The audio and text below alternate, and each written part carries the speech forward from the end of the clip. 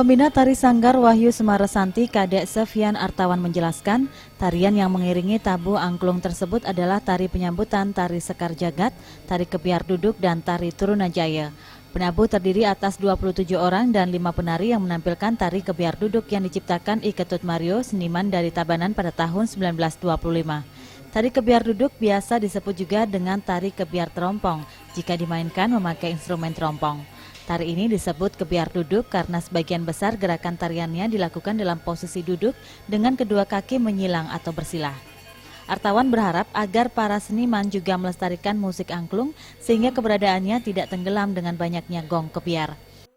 Para seniman Bali khususnya tetap bisa melestarikan seni budaya khususnya dalam bidang kesenian angklung, karena kita melihat zaman sekarang ini angklung itu kan sudah istilahnya dikalahkan dengan popularitas gong kebiar seperti itu. Sanggar Wahyu Semara yang dibina oleh Jero Ketut Ardana ini menampilkan 7 tarian yang mampu menarik perhatian pengunjung Art Center Denpasar.